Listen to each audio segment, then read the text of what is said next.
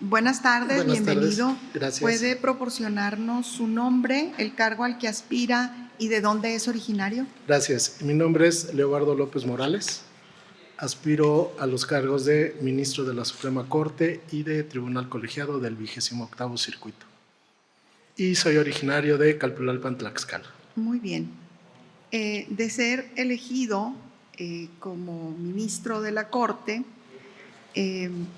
¿cuáles serían sus propuestas para optimizar en tiempo y calidad la impartición de justicia? Gracias por la pregunta. La Corte realiza un trabajo fundamental en el orden jurídico mexicano a través de las líneas de precedentes y obviamente todas las tesis que se realizan. ¿Qué se tiene que hacer? Optimizar y reducir los tiempos en que la Suprema Corte de Justicia de la Nación va a delinear un criterio. ¿Por qué? Porque los criterios de la Suprema Corte emanan hacia los tribunales que vienen hacia abajo. Y entonces todo el cúmulo de resoluciones que se hacen en muchas ocasiones son contradictorios. La Corte no puede tardarse 5 años en resolver un asunto delicado, porque además eso va a crear el precedente para todos los demás criterios o asuntos que vienen atrás. Yo creo que una de mis principales propuestas será agilizar la labor interpretativa de la Corte en todas las materias. Y en cuanto, entiendo que ese es en cuanto al tiempo, en cuanto a la calidad. Bien, gracias, muy buena pregunta. En los últimos años, si ustedes revisan los currículums de los ministros, no ha habido una situación holística de las materias, es decir, únicamente constitucionalistas, fiscalistas, y entonces se decía que esa Corte no era de ministros, sino de secretarios, porque el ministro en realidad no sabía la materia. En la propuesta que hice, yo señalé que desde 1980 y tantos no ha habido un ministro que sea laboralista.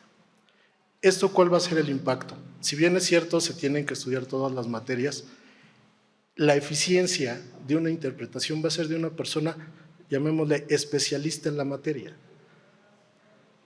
En ese sentido, por eso yo hice la propuesta de que debe ser una Corte más abierta, no solamente en el plano, en primer término, en el plano de la especialización, pero sobre todo algo fundamental, y yo he visto en la práctica, con todo respeto a los compañeros del Poder Judicial, también si analizamos sus currículums, salen de la carrera, oficial de partes, actuario, secretario, juez y adelante.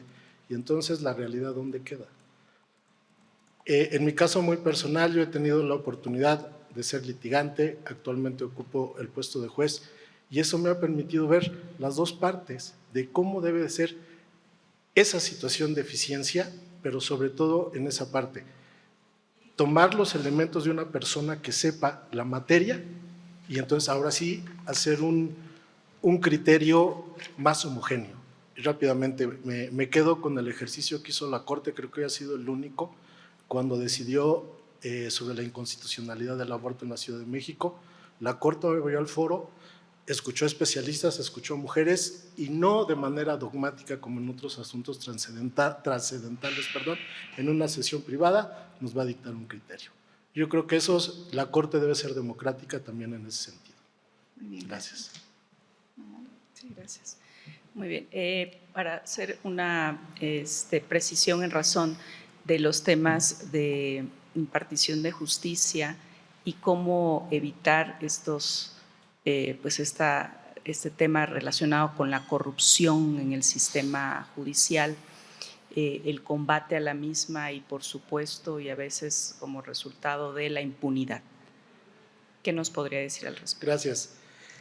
También muy interesante, a mí me toca concursar para juez laboral en un estado donde los jueces van a caer, llamémosle así, en el Poder Judicial, donde llevan asuntos civiles, mercantiles, penales y no sabían absolutamente nada de materia laboral.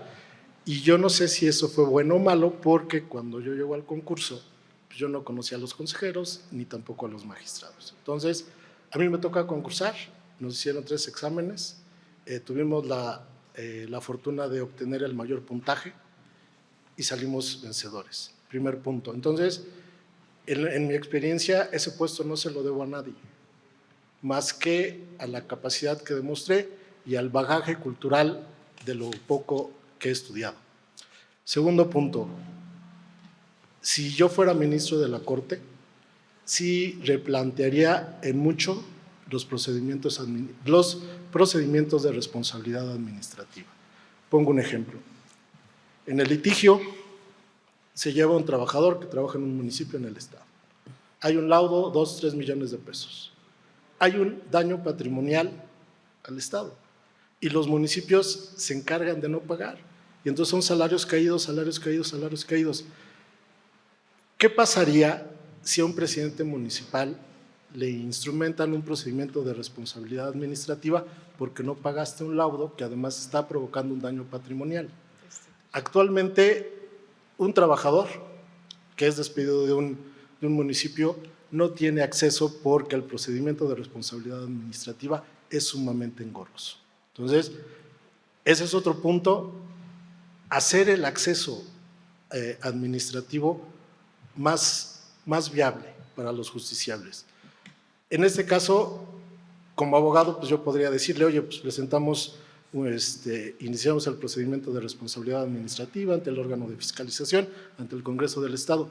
¿Qué me dirá mi cliente en ese momento? A mí no me interesa, lo que yo quiero es que me paguen, lo demás no me interesa. Entonces, muchos asuntos delicados que han sido trascendentes se dejan a la deriva precisamente porque no hay un acceso real a imponer sanciones a los servidores públicos. Y hay un punto muy importante, la parte personal de las personas, la ética profesional que uno puede desempeñar. En el discurso de la Suprema Corte en ese tiempo por la reforma, el primer punto, ¿por qué ganas más que el presidente de la República cuando la Constitución dice que no se debe ganar más? Y entonces el argumento cuando llegan y dicen, es que también la Constitución dice que no me puedes bajar el salario y cuando yo llegué ya estaba así, entonces no es ético. Ese recto proceder, esa prudencia que incluso su propio Código de Ética menciona, ¿dónde queda? Si uno busca un puesto por el dinero, por el poder, no va a haber dinero que alcance. En mi caso, muy personal, soy un hombre sencillo, con gustos sencillos, que lo que aprendí de estos 3 años como juez es que el salario que me pagan es suficiente para tener un modo digno de vida, pero además me siento satisfecho con el trabajo que hemos hecho. Para finalizar, en el estado de Tlaxcala, en materia de tribunales laborales, somos el tribunal que menos asuntos tiene para resolver y somos 18 personas para un solo tribunal en todo el estado. Entonces, para terminar, es la capacidad y el deseo que uno tenga de hacer bien las cosas. Gracias. Le quedan escasos 2 minutos, 3, para que haga un cierre de su exposición. Gracias. Bien, rápidamente me siento afortunado porque he conocido llamemos las 3 vertientes de lo que uno puede ser como abogado. He sido abogado litigante, he sido maestro, sigo siendo maestro y ahora en la parte de administración de justicia, y esos 3 elementos me han permitido conocer el derecho. Yo no soy especialista, yo soy apasionado del derecho del trabajo, por eso estudié una maestría, por eso estudié un doctorado, no para ser mejor litigante, sino para investigar. Otro punto que me parece trascendental y que se debe de hacer es abrir la escuela de formación judicial. Hay un curso buenísimo, bueno, no hay mejor, ¿quién puede enseñar amparo que ellos mismos? Lo cerraron. Requisitos para cursar el curso, ser secretario 5 años. Tuve la oportunidad, porque ese curso lo hice en 2010, que fue abierto. Concursé, no sé cuántos exámenes ya llevo, participé, me quedé, lo finalicé y eso me dio también otra perspectiva. Entonces, esa parte de conocer al derecho desde la práctica, conocerlo desde la teoría y conocerlo desde el ámbito jurisdiccional, me han dado otra perspectiva de lo que se puede hacer como ministro de la Suprema Corte. Muchas gracias. Sí, le agradecemos las respuestas puntuales que nos ha dado y le informaremos a través de los medios que se han implementado que sigue en el proceso. Muchas Bien. gracias. Previo a ello, yo concursé también para magistrado, entonces ojalá, porque ahí hubo una confusión.